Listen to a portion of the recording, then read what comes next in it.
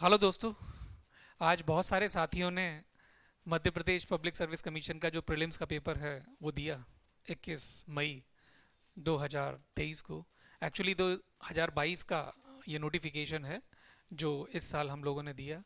और पिछले साल का भी जो मेंस था अभी मार्च के महीने में हुआ। इसका मतलब ये है कि किसी का रिजल्ट आएगा या नहीं आएगा, but irrespective of that fact हर किसी को ये वाले प्रीलिम्स को अवेल करना पड़ा, प्रोवाइडेड उसके चांस एग्जॉस्ट ना हुए हों या फिर किसी और कारणवश कोई ना दे पाया हो। ऑब्जेक्टिव बेसिकली इस वीडियो का कट ऑफ बताना तो है ही, लेकिन एक गाइडेंस भी मैं आपको देना चाहूँगा कि प्रीलिम्स के लिए तो हर कोई देता ही है, लेकिन अल्टीमेटली आपको मेंस और इंटरव्यू देने के बाद ही जॉब मिलेगी एंड मेडिकल टेस्ट भी होगा। लेकिन मेन एग्ज़ाम जो है, जो रिटन होता है, ये एक पूरे के पूरे एग्ज़ाम की भूमिका बनाता है। प्रीलिम्स का एग्ज़ाम का प्रैक्टिस होता है, लेकिन तैयारी जो होती है किसी भी पब्लिक सर्विस कमीशन या यूपीएससी के एग्ज़ाम की मेन के लेवल की तैयारी होती है और जो हेल्प करती है प्रीलिम्स के अंदर में प्रैक्टिस करने के लिए। अभी आपके यहाँ पर ऐसे का पेपर भी होता है जिसमें केवल लिखना लिखना और लिखना ही आपको हेल्प कर सकता है।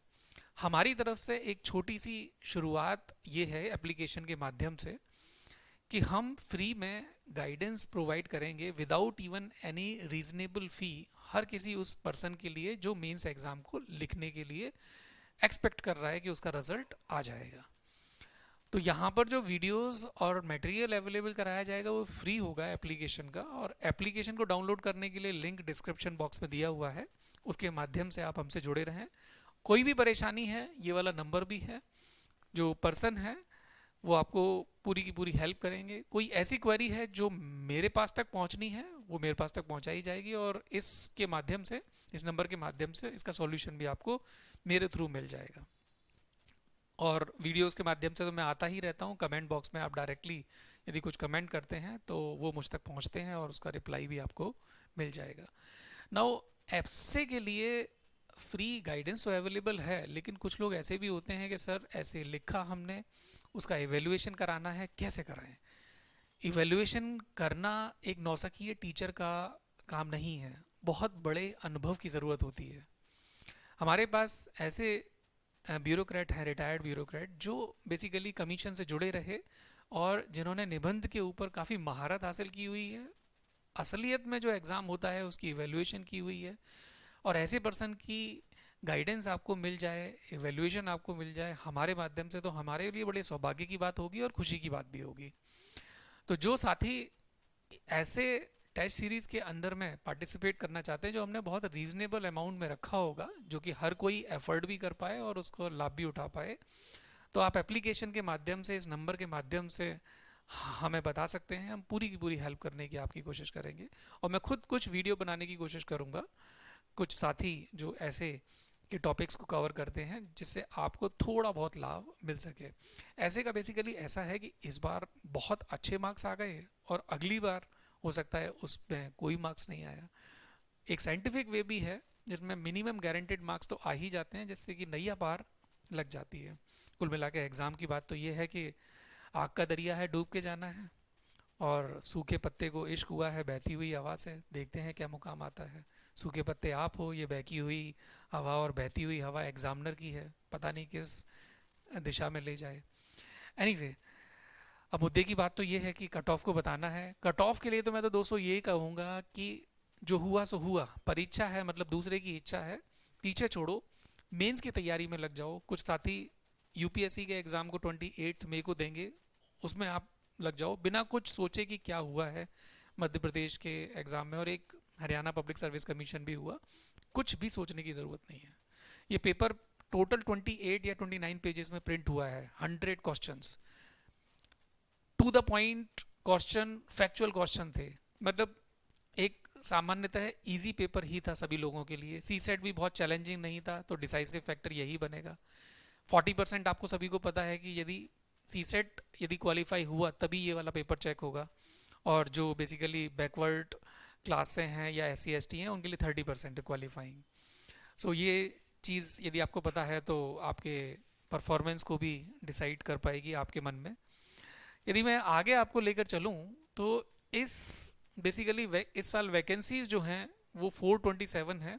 और मैं आपको पिछले वाले वीडियोस में पहले भी पिछले साल बता चुका हूँ कि कट ऑफ को डिसाइड करने के लिए नंबर ऑफ वैकेंसीज, एग्ज़ाम का नेचर डिफ़िकल्ट या इजी था, और जो कैंडिडेट जिन्होंने एग्ज़ाम में अपीयर किया, ये बहुत मैटर करता है। उसके अलावा दूसरे फैक्टर्स भी हो सकते हैं, सेंटर किसी का दूर था, क्या था, एग्ज़ाम दोबारा हो रहा है एक बार लीक होने के बाद, ये सब भी फैक्टर इन्फ्लुएंस करते हैं कट ऑफ को। लेकिन अभी ऐसी कोई बात नहीं है apart from the vacancies and the difficulty level of the exam.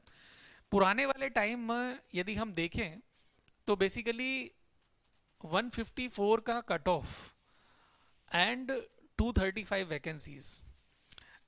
यदि इस वाले कट ऑफ को मैं कंपेयर करूं 2019 के 571 वैकेंसीज, अभी 427 वैकेंसीज हैं, तो मुझे नहीं लगता कि बहुत ज़्यादा अंतर आने की जो पॉसिबिलिटी है या संभावना है। I don't think so, but still I will have my opinion and I will exercise my article 19(1)(a) of Indian constitution कि भाई मैं अपना एज ए टीचर ओपिनियन रख पाऊँ कि कट ऑफ क्या जाएगा।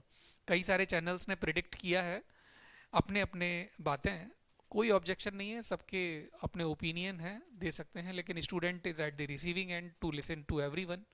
बट मेरा जो अपना मानना है इस साल के कट ऑफ को लेके, वो बेसिकली 148 से लेकर 152 तक, जो कि पिछले साल से कम है। अब 427 वैकेंसीज हैं, ये क्या डिसाइड कर रहा है इस फैक्टर को? नहीं, इसमें एक्स वैकेंसीज और ऐड होंगी, जो मुझे इंफॉर्मेशन है, या तो मेंस के बाद, इंटरव्यू से पहले, या फिर अभी हाल ही में।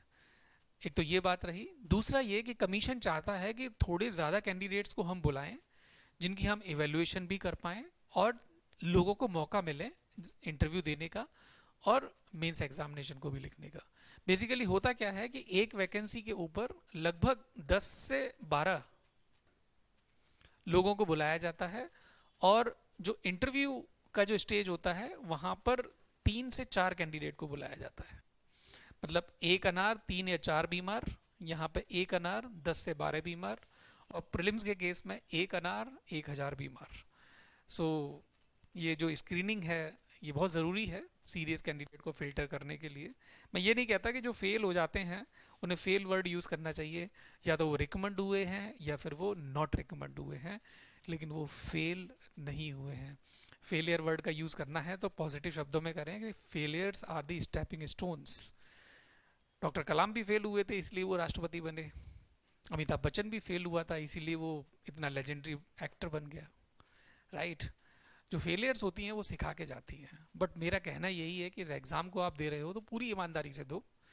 अभी जो भी आपने रेस्पॉन्स दिया, आप ये सोच के चलो होगा नहीं होगा, मुझे मेंस देना है इस साल। आप किसी भी स्टेजेस में नॉट रिकमेंड हो तब भी आप ये सोच के चलो यार सिलेक्शन हो गया। अभी अगले साल के लिए जो रैंक अच्छी आनी है ना एडमिनिस्ट्रेशन वाली, उसकी तैयारी कर रहे हैं अपने मन को। मन के हारे हार है और मन के हारे जीत, मन के जीते जीत। तो कुल मिला के मन को आगे रखो, और मन की ताकत बहुत बड़ी ताकत होती है। इन्हीं शब्दों के साथ मैं आपके सफ़र का साथी हूँ, and wish you all the very best for the days that you are going to have.